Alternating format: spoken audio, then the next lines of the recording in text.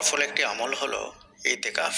ঈদের আগেই যদি দোয়া কবুলের সুসংবাদ পেতে চান তাহলে ইতিকাফে বসে যান। আপনি কোনো আমলই ঠিকঠাক মতো করতে পারছেন না। প্রত্যেকদিন নিয়াত করছেন যে আগামীকাল থেকে অথবা আজকে থেকেই সব আমল ঠিকঠাক মতো করব, কিন্তু সময়ের সাথে সাথে কোনো কিছুই ঠিকঠাক মতো করতে পারছেন না। না ঠিকঠাক মতো ইস্তেগফার করতে পারছেন, না ঠিকঠাক মতো তাহাজ্জুদের সালাত আদায় করতে পারছেন, না ঠিকঠাক মতো দরুদ শরীফ পড়তে পারছেন, না ঠিকঠাক মতো 5 ওয়াক্ত সালাত টাইম মতো আদায় করতে পারছেন। কোনো কিছুই ঠিকঠাক মতো করতে পারছেন না, যার কারণে শেষ পর্যন্ত আপনার দোয়াটাও কবুল হচ্ছে না। ইতিকাফ সম্পর্কে অনেকে জানতে চেয়েছিলেন। আজকের এই ভিডিওতে ইতিকাফ সম্পর্কে বিস্তারিতভাবে আলোচনা করবো ইনশাআল্লাহ। ইতিকাফ কিভাবে করতে হয়, কতদিন করতে হয়, বা ইতিকাফে বসার নিয়মটা কি, সবকিছুই A to Z বিস্তারিতভাবে আলোচনা করবো ইনশাআল্লাহ। ভিডিওটি মনোযোগ সহকারে শেষ পর্যন্ত শুনতে থাকবেন। ইতিকাফ সম্পর্কে আপনার আর কোনো প্রশ্ন থাকবে না। ইতিকাফে যদি আপনি জীবনে একবার বসেন তাহলে আপনার পুরো জীবনটা পরিবর্তন করার জন্য একবার ইতিকাফই যথেষ্ট ইনশাআল্লাহ। ইতিকাফ হলো দোয়া কবুলের এক অলৌকিক হাতিয়ার। ইতিকাফ আপনার ইহকাল এবং পরকাল দুটোই সুন্দর করে দেবে। প্রথমে আমাদেরকে জানতে হবে যে ইতিকাফ কাকে বলে বা ইতিকাফ শব্দের অর্থ কি। ইতিকাফ শব্দের অর্থ হলো নির্দিষ্ট উদ্দেশ্যে কোনো স্থানে, সাধারণত মসজিদে, নির্দিষ্ট সময় ধরে অবস্থান করা বা আবদ্ধ থাকা, যা ইবাদতের জন্য নিবেদিত। এটা হলো ইতিকাফ শব্দের সংজ্ঞা। যদি ইসলামিক পরিভাষায় অর্থ করি তাহলে মসজিদে নির্দিষ্ট সময়ের জন্য ইবাদতের উদ্দেশ্যে বসাকে ইতিকাফ বলা হয়। ইতিকাফ যদি আমি আপনাকে আরো সহজভাবে বোঝাতে চাই তাহলে মসজিদে নির্দিষ্ট সময়ের জন্য ইবাদতে বসাকে ইতিকাফ বলা হয়।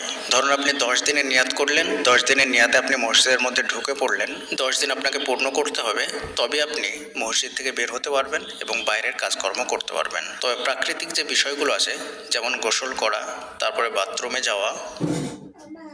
My dear brothers and sisters, this is Asif Rajaz. Today I'm speaking to you on behalf of Humanity, an organization, mashallah, supports me. বিষয়গুলো আছে, যেমন গোসল করা, তারপরে বাথরুমে যাওয়া, তারপরে আপনার খাওয়া দাওয়া করা, এই সমস্ত কাজগুলো করতে পারবেন।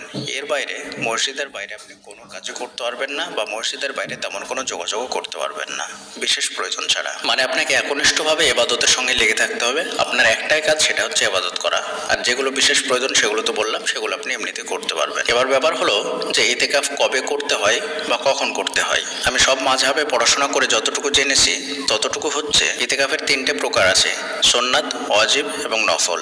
রাসূলুল্লাহ সাল্লাল্লাহু আলাইহি ওয়াসাল্লাম রমজানের শেষ দশকে প্রতিবারই ইতিকাফ করতেন। তাই রমজানের শেষ দশকে ইতিকাফ করা হচ্ছে সুন্নাত।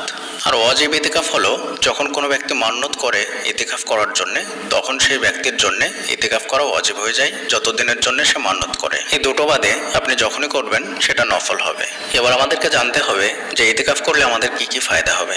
প্রথমে আমি বলেছি যে যারা একনিষ্ঠভাবে কোনো ইবাদত করতে পারছেন না বা মনোযোগ দিতে পারছেন না, তাদের জন্য সবচাইতে সুন্দর অপশন হচ্ছে ইতিকাফ। কারণ ইতিকাফে প্রবেশ করার পরে আপনি দুনিয়াবি কোনো কথাবার্তা বা কাজকর্ম করতে পারবেন না, বা মসজিদের বাইরে কোনো যোগাযোগ রাখতে পারবেন না, সঙ্গে ফোন রাখতে পারবেন না। নির্দিষ্ট যতদিনের জন্য আপনি ইতিকাফের নিয়াত করছেন ততদিন। তো যেহেতু আপনার কোনো কিছুই থাকবে না, সেখানে আপনার ইবাদত ছাড়ার কোনো রাস্তাও থাকবে না।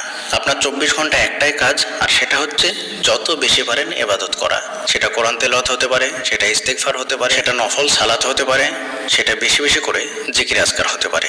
এক কথায় খাওয়া, গোসল করা এবং বাথরুম, এই 3টে কাজ বাদে সারাদিন আপনার একটাই কাজ, আর সেটা হচ্ছে ইবাদত করা। তো আমি গত 2-3 যে ভিডিওগুলোতে আলোচনা করলাম যে বেশি বেশি করে ইবাদত করা রমজান মাসে, বেশি বেশি করে ইস্তেগফার করা, বেশি বেশি করে সালাত আদায় করা, বা সেহরির সময় উঠে দীর্ঘ সময় সালাতের সিজদা আল্লাহর কাছে দোয়া করা, তো এটা আপনি একমাত্র ইতিকাফের মধ্যেই করতে পারবেন সঠিকভাবে। যখন আপনি বাইরে ইবাদতগুলো করবেন সেটা আপনার দ্বারা সঠিকভাবে হতেও পারে, নাও পারে, কিন্তু ইতিকাফে ঢুকে গেলে আপনার আর কোনো সমস্যা নেই, কোনো চিন্তা নেই, কোনো টেনশন নেই। একটা মানুষের কাছে যখন ফোন থাকছে না, বাইরের কোনো মানুষের সঙ্গে যোগাযোগ করতে পারছে না, মসজিদে বসে আলোচনার সঙ্গে আপনি গল্প করতে পারছেন না, তখন আপনি বসে বসে শুধু ইস্তিগফারই করুন। কত হাজারবার ইস্তিগফার করবেন, কতবার ইস্তিগফার করবেন, 24 ঘন্টা ইস্তিগফারই করুন, কোনো সমস্যা নেই। আর যখন আপনি 24 ঘন্টা বসে বসে শুধু ইস্তিগফার করবেন, তাহলে দোয়া কবুলের জন্য কতটা কার্যকর হবে একবার চিন্তা করুন তো।